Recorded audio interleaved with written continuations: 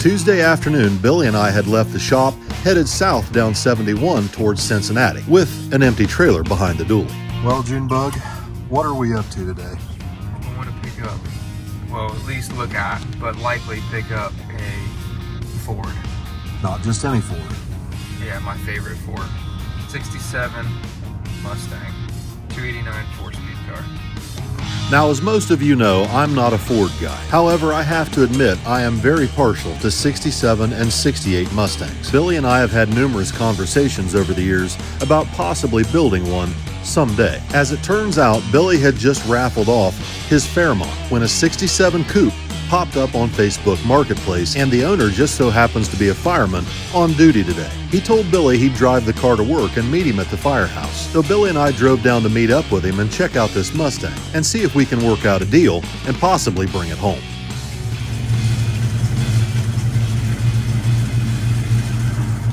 Racer quality. Okay, first impressions. It looks really cool. It's a cool looking car, that's for sure. Paint could need, it needs paint and body work eventually, but Definitely needs a headliner. yeah, it needs a headliner. But it's a pretty cool car. Go take it around the block. Yeah. Needs a clutch. Needs a clutch. For sure. Got a little exhaust leak I can hear. Good news is it does have disc brakes on the front, so someone's already done the disc brake swap.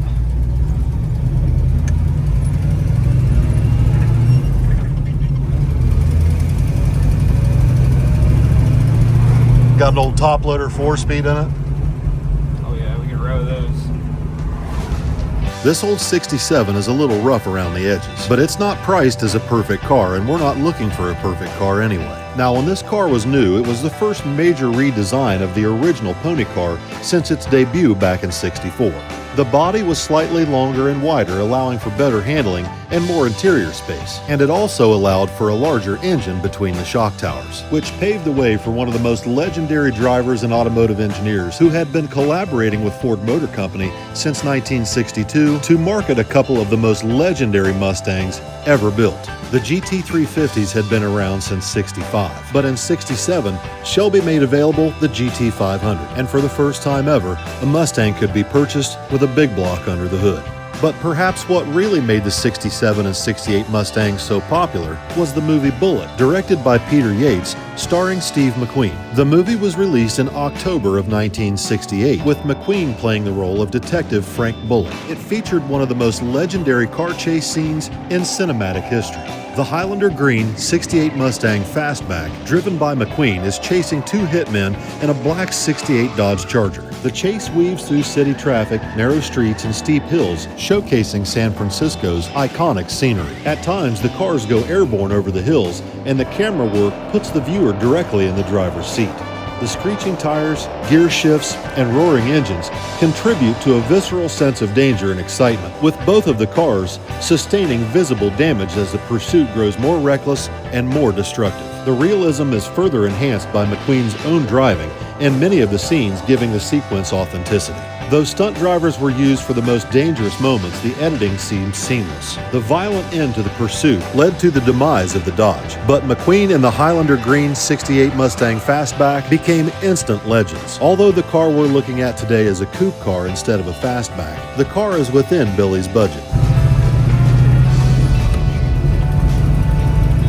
After about a 15 or 20 minute test drive, we drove the car back to the firehouse to take a look underneath the hood and see if we can strike a deal with the owner. Although the little 289 runs good and the interior's nice, the body could definitely use some help. It appears that something has fallen on the car at some point in time, and we can tell that it's had some extensive rust repair in the past. Eventually, Billy and the owner of the car came to an agreement on price, and it was time to load the Mustang up and take it home. As far as mechanical issues, the car definitely needs a clutch, and the old top loader 4-speed sounds like it's got some bearings needing replaced. But from the sounds of it, Billy's not concerned about the engine, transmission, or the rear end, because all of it is coming out of the car eventually. Billy plans on building a 408 or a 427 Windsor to put in the Mustang. The top loader and factory 8-inch rear end will be replaced with a Tremec TKX and a 9-inch most likely. Although Billy's pretty excited to get started on this project, I think Wyatt was the most excited out of everyone. He was the first one to come out and see it when we got home.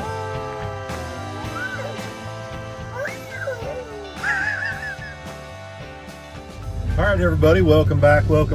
So we unloaded the Mustang last night, put it in the shop, and I think Billy's going to start working on it today. It's got a really bad header gasket leak that I think he's going to address right off the bat. It had a couple little problems, a bad ground on the headlight on the driver's side. I think they've already got that fixed. Just a handful of little things that make it kind of, I don't know, frustrating to drive. But he's going to work on that a little bit today, maybe adjust the clutch and see if he can't do something with that. I think his plan is to build a stick shift race car that's street drivable, but I think he's going to have Mikey maybe put an 850 cert cage in it. And he didn't want to cut up a really nice 67 coupe or a fastback. He would rather find something that's a little rough around the edges that needs a little bit of work or restoration anyway. And that car was kind of the perfect candidate. The 289 and the top loader, the 8-inch rear end, the wheels, tires, all that stuff's going to be taken out of it and probably put up for sale. So if you're a Ford guy and you're interested in stuff like that, keep your eye out, because Billy's probably going to sell all that stuff. He really doesn't have any use for it. The 289 runs really good. It looks like it may have been rebuilt at some point. It's very well detailed. It runs perfectly fine. There's nothing wrong with it that we know of. It's just, it's not what he wants. So right now I'm on the way up to Uncle Bob's. I've got Jeremy's 327 parts that Bob needs to finish up the engine before he puts it on the dyno. And I'm not sure when we're going to dyno that engine, but it's coming up here pretty soon. But I definitely need to get the parts dropped off to him so he can work on it when he has time. Now, this 327 small block Chevy project for my brother began over a year ago. Bob freshened up the bottom end with new pistons, rings, and bearings. However, the original cast iron heads and flat tappet camshaft have been replaced by an Isky hydraulic roller, trick flow aluminum cylinder heads, and trick flow aluminum roller rockers. This engine began life as a standard 300 horse 327, just like the one in the El Camino. However, we replaced the stock flat top pistons with a dome piston like the ones that they use in the L79 375 horse 327 engines in the Corvettes. So Jeremy's engine should have about 11.5 to 1 compression ratio, and the plan is to install an E85 carburetor on it to help keep it cool. Bob wants to get it on the dyno here pretty soon and get it off the engine stand because he's got so much other stuff that he's currently working on and needs the additional shop space. How's Uncle Bob today? Hanging in there. You're hanging in there? You look a little tired. I am tired. You're running yourself ragged a little bit. I'm going home. You're going home. So tomorrow maybe we'll work on that 327 a little bit if you've got time. If you don't, it's no big deal because we're in no hurry. Yeah. I'd like to get it out this week. Oh, okay. All right. Well, So I don't think I'm going anywhere this weekend. I'm not 100% certain yet. We're still up in the air a little bit about what's going on this weekend, but I may be around this weekend. I don't know. We'll see what happens. But I know you're busy working on stuff for the wedding this weekend, but just whenever you've got time. I'm in no hurry. well, I just was going to get it knocked out, so it's going. Yeah. Get it off your engine stand. Yeah. And get it out of your way, mostly. Yeah, mostly.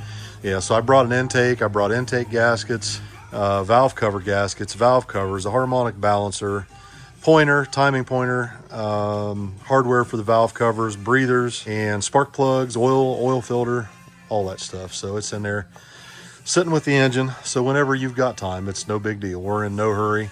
Buckwheat's not going to have that thing in the car anytime soon. I can guarantee you that. He's trying to line up grudge races with other Model A's now.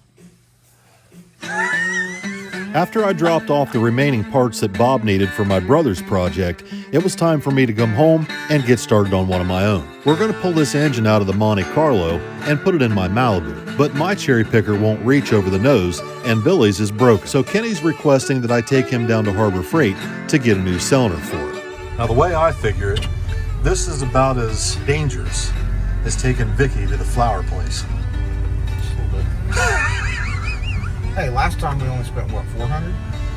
Wasn't that bad. Previous trips to Harbor Freight with Kenny have proven to be very expensive if I don't keep track of Kenny's spending on my debit card. For those of you who are old enough to remember looking at the Sears wish list catalogs at Christmas, taking Kenny to Harbor Freight is a lot like that. The last time we were here, he nearly talked me into buying one of these toolboxes, and that would have likely led to a divorce. Is that what you need? That's one of the things I need. Just one of the things. He starts looking for a cart, I'm going to have to pump the brakes on him. No sooner than I walked away to film that, Kenny had a cart and a wish list that I didn't know about. I had already put the brakes to buying one of these toolboxes the last time I was here, and I guess maybe Kenny thought I forgot. Need one of those. No, not today. We're not getting that today. This is where I pump the brakes and grab the e-brake. They're nice. Oh, I know they're nice.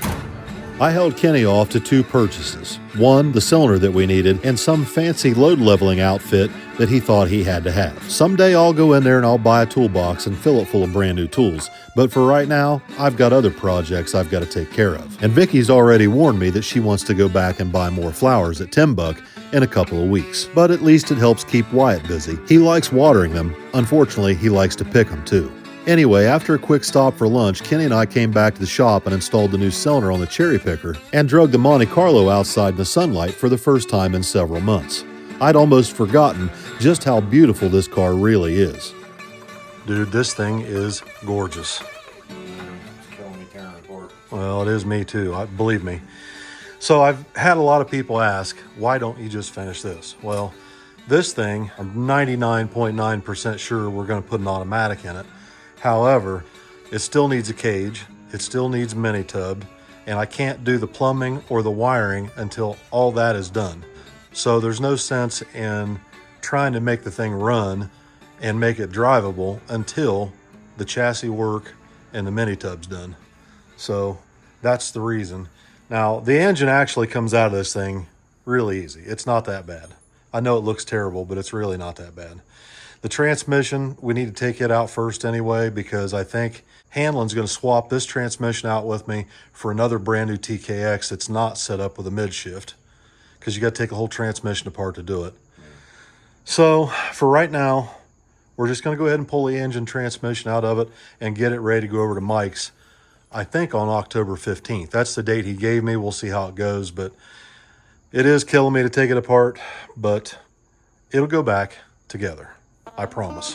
Kenny had been dragging his feet for a couple of days to get started on this, and I understand. The last thing I want to do is take apart this turbo kit too. Although it looks extremely complicated, Bipolar built this kit to be serviceable and easily removable. That even includes removing the front bumper. With it and the valance removed, there's easy access to the bottom of the intercooler, and all of the titanium piping is easily dissectable thanks to the vibrant clamps. I had almost forgotten just how clean this car really is underneath. We plan to get started on October 15th, mini-tubbing it, narrowing the strange 9-inch rear housing, putting a new cage in the car, and possibly replacing the TKX 5-speed with a 4L80E automatic. The 5-speed may end up going in my Nova, along with the twin-disc clutch. But that project is a long ways off, and for right now, I really just need this 440 small block to put down in my Malibu to get me through the rest of this fall. Once we had the turbo kit and the headers removed, we pulled the hood off the Monte Carlo, and it was time to start pulling the engine up out of it. Now, although this engine is 440 cubic inches, it was built as a turbo application. So the cylinder heads and the camshaft are a little bit on the small side for a nitrous or naturally aspirated setup. And of course, my 750 ATM carburetor is a little on the small side as well. So I'm certainly not expecting this combination to set the world on fire in my 3,800 pound Malibu. But I'm sure it'll be interesting, and I'm sure that we'll learn something in the process. All right, everybody, welcome back. We got a little sleep last night. We're back out here in the shop. Before we set this engine in the car, obviously, we need to remove the clutch and install the flex plate for the Malibu. We also need to swap the accessory drives because the Monte Carlo's accessory drive, although it looks identical, it is not. The Monte Carlo had an electric water pump, whereas the Malibu uses a mechanical belt-driven pump.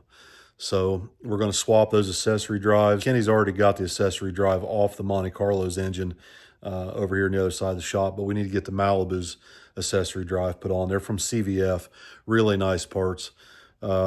Very happy with that stuff. It's been a godsend not having to worry about belts or throwing belts or squealing belts and all that. So We've got a little bit of electrical work we need to do on the Malibu before we set the engine in. There's some wiring in this thing that don't look very good, and Kenny wants to get it straightened up, and I'd like to have it straightened up. I just need to run down to Mark's to go get some heat shrink tubing and some connectors and a few little odds and ends to make that go a little easier.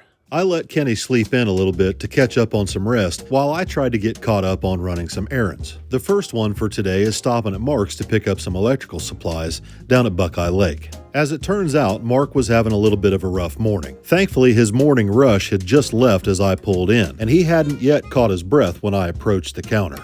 You got any of those pre-packaged electrical kits? You don't have any here. You hang all your electrical stuff up so high I can't see it. Oh my God.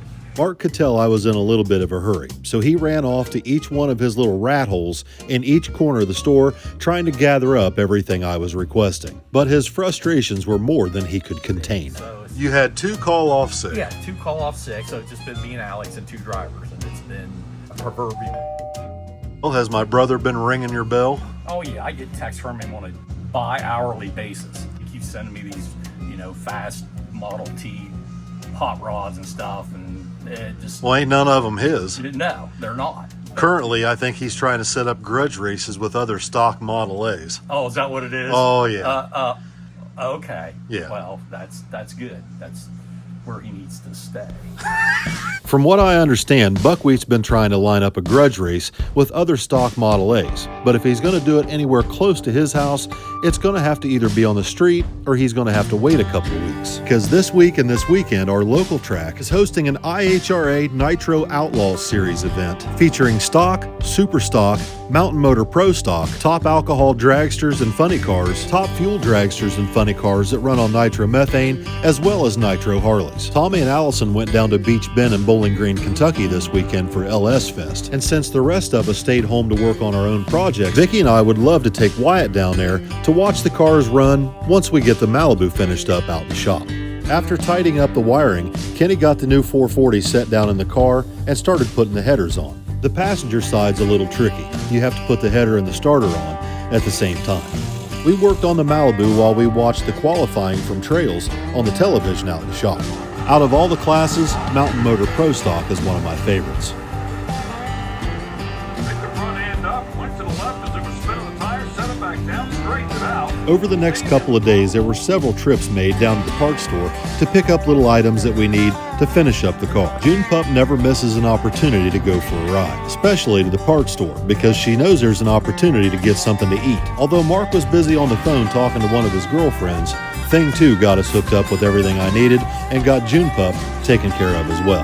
Eventually, I got her back in the car and we headed towards the house and drove past the track on our way home. To be honest, I never thought we would see nitro cars run at this track ever again. The shutdown's a little short and they have to have a sheriff's deputy run a traffic signal at the end of the track to stop cars on Refugee Road in the off chance that one of these cars can't get stopped. Since the IHRA just recently purchased this track, I'm pretty impressed with how well they run everything and how friendly everyone is who's in charge of the event. Needless to say, I'm kind of excited to go down there, and if everything works out, hopefully Vicky and I can take Wyatt down in the Malibu. And although we're getting really close to firing this thing up and the engine's already run on a dyno, there's always that chance for something to go wrong. Again. Just barely tapping. Again.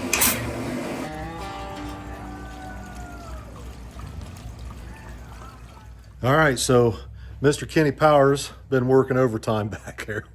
We've got this thing all put down in the car. We're getting ready to do a fuel test on it. Just check the fuel system for leaks. I have no idea what this thing is going to sound like. It's 440 cubic inches. It's the biggest small block I've ever had. I am interested to see, what it feels like driving it up the road. It's got to have plenty of power. 440 inches. I would think that even if the camshaft's off a little bit, it's probably going to drive pretty decent and probably feel pretty lively, I would imagine. But hopefully I don't fall in love with it and then I'll have to build another engine for the Monte Carlo if it runs good in the Malibu. Do a fuel test, see if we got any leaks. See anything leaking? Mold's filled up. That's good. That's good. All we got left to do is put plug wires on, and Kenny says my plug wires don't pass inspection, so for today, we're gonna have to use them. They've had holes burnt through them here and there. I just want to fire it up and hear what it sounds like, make sure it runs okay. And tomorrow I'll run the jigs and get a new set of plug wires. I'm excited to hear it run. It's 13-to-1 compression with a flat top piston. When we rolled it over, I was dropping the distributor in it. When it came up on number 1, it about blew my finger off, didn't it? Mm-hmm. Well, let's go ahead and get these plug wires on. We'll see if we can fire it up and see what it sounds like. All right, so we got the plug wires on. We had a little problem with the battery. The battery was dead, and it kind of set us back a little bit. We had dinner. We're about ready to fire this thing up and see how it sounds.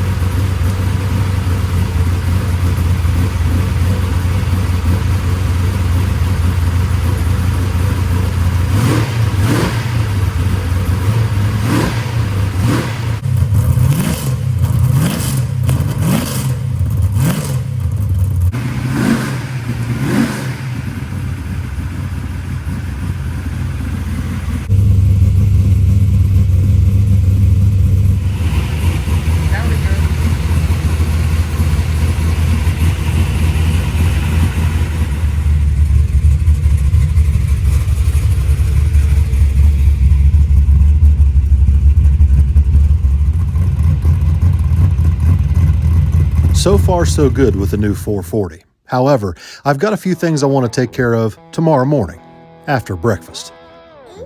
Is that a banana? Banana. Banana.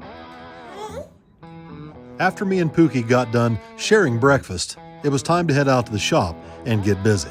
I pulled the valve covers off the Malibu and decided to start checking the valves before we change oil and take it up the road for the first test drive. I also made a quick trip into Jegs to pick up a brand new set of plug wires. This time we'll go over the headers instead of under to hopefully avoid burning up another set. I like to use the Moroso shielded wires that come pre-assembled and numbered. The only wire you have to mess with is the coil wire, which you need to cut to fit. Lunch. Bacon. Cheeseburgers. June Pup. And there's ketchup ones. The last thing I wanted to do before we take it up the road is do an oil change on it. The engine has just been sitting in the Monte Carlo ever since we took it off the dyno. Pretty sure that's the break-in oil that was still in it from when we dynoed it up at Bob's. This thing made 650 on Bob's dyno, like 650 something. I can't remember. But I just want to make sure that the oil's clean and we know how much oil's in it. No question. I reinstalled the drain plug and topped off the pan with 7 quarts of Brad Penn 2050. Then Kenny and I started putting the hood back on when company showed up. Oh, God. What have you done now? None of your business. Do I owe the pleasure of both of you yin-yangs being here? I had pieces I needed for Tommy's truck. Yeah. And you delivered them here. Well, I didn't have time to go over there, and then it closed, and then, yeah. Well, your house is like 2 minutes from mine. Well, I Your parts could be delivered to your Yeah, but house. it comes from that direction, so I was saving him the trip. Yeah. Well, that was really nice of you. It I don't is. think I'm allowed over at his place. I don't think I am either, so don't feel bad. You guys are just scared. That's why you don't come over. Is that what it is? Not at all, actually. You told me never to come back. When? You said my cars are too loud and it upsets your old I lady. didn't say never That's come back. I exactly said what you drive said. Something that's normal at midnight, What? not Normal. a earthquake. It's not an earthquake, It Jeremy. is. It's When just a When Malibu. I have a house here, Or it's just a building 55 here, Chevy. and a building here becomes a horseshoe with an echo chamber. He's on a short leash. No. Yeah. There is no leash. You're definitely on a leash. The only leash I'm on is the leash of getting parts out of the parts guy. Invisible fence. That's the only leash I got. Yeah, well, Hey, I'll get whatever. that job done right on time. Well, what job are you working on? There's multiples. Well, currently, what are those parts for? Tommy's This is for truck? Tommy's truck. Well, now you've got them. Get back to work. I've already been working on it all day. This is like finished product stuff. Well, go finish your product. I'll finish it tomorrow in the morning. Oh, In other words, he's not Right leaving. now, Yeah, I'm it's tuning all my right. race car up. Tuning your race car up. yeah. Oh my I put God. gear oil in the steering gearbox. That helps. I evicted Buckwheat and told him I needed that chicken coop moved out of the way so I can take my Malibu up the road.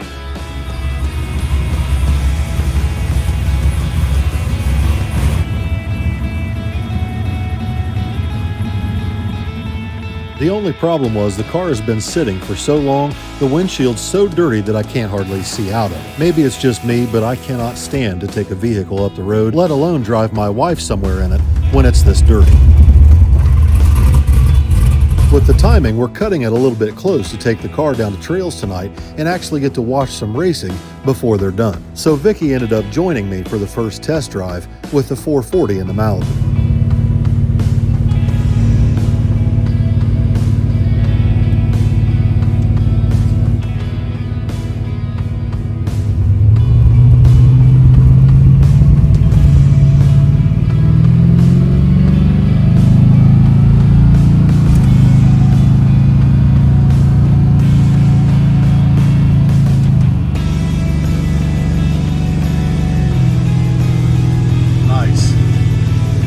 I had set the ignition timing at 38 degrees, exactly where it had been on the dyno. And although this is a much bigger engine and a totally different combination, my little 750 ATM E85 carburetor didn't miss a beat. We pulled in down at the track just before sunset, so excited to have my car back, but also extremely excited to watch Wyatt experience top fuel cars for the very first time. Billy and Kenny drove down in the Suburban and brought him with them, and brought his little car to stroll the pits in.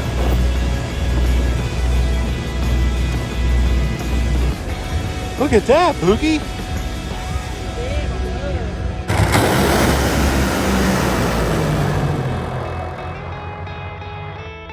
Want a car? Here. Oh. Here. Hey, he gives out good ones, too. He gives out good ones, Pookie. 57. Look at that. Trade in that Mustang. Trade in. Trade in that Mustang. Trade in Trade in that the one. Mopar. Look at that. Buddy. That's a good one. Shortly after we pulled into the track, I got a text message from Uncle Terry inviting us up to the tower to the Jeg Suite to hang out and watch the racing. Miss Kimmy was there too. We really appreciated the invite because the top fuel cars are a little loud for Wyatt.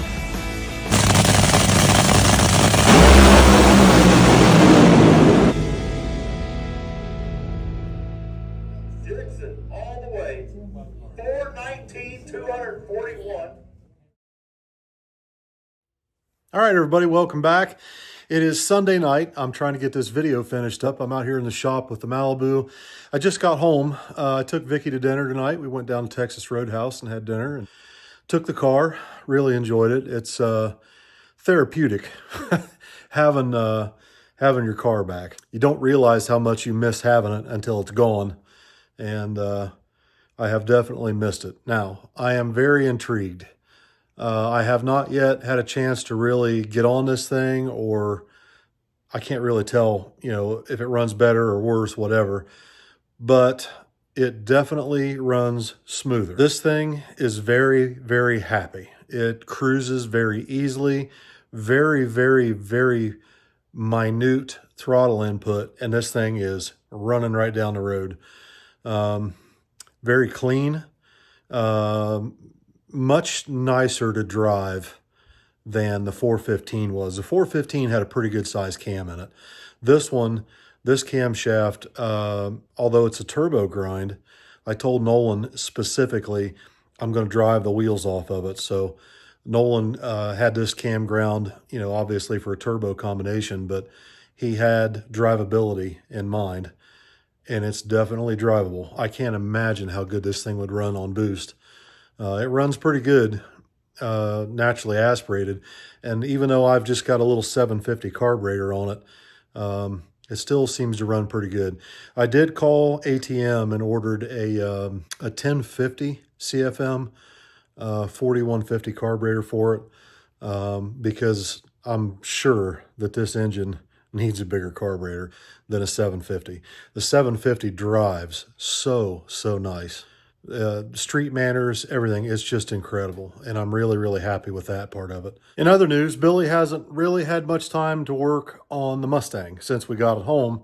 He has been working on a top secret project. You'll see that on his channel eventually. I'm not sure when or how much of it he has filmed, but he's been working on his Camaro back there, and he's got something up his sleeve, and I don't want to spoil it for anybody. Tommy and Allison, they're on their way home right now. They should be here in about an hour or so. They're on their way home from LS Fest at Bowling Green down at Beach Bend. You'll have to wait for their video. They had a really good weekend, but they also had a little problem too. But nothing too terribly serious. But if you follow them on Facebook, you've probably already seen they had a little snafu with the Falcon. Tommy's okay, the car's okay, but it's going to need a little body work, probably another fender. It wasn't Tommy's fault, though. You'll have to wait and see what happens. I'm eager to watch the video myself.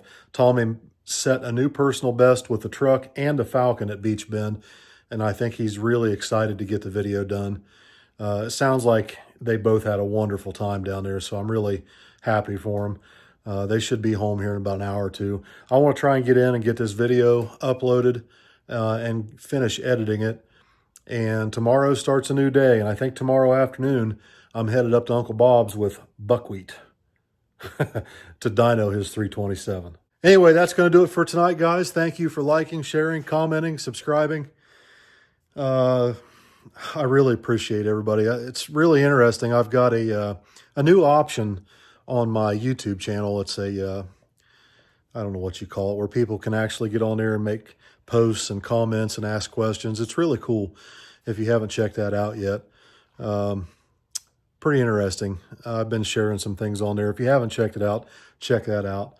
If you haven't subscribed, it doesn't cost anything to subscribe. It just gives you a indication of when I've uploaded. It sends you a bat signal or something, I guess. I don't know. But I appreciate everybody for watching. Hopefully you've enjoyed this video. I've got my hot rod back, and I'm so thankful.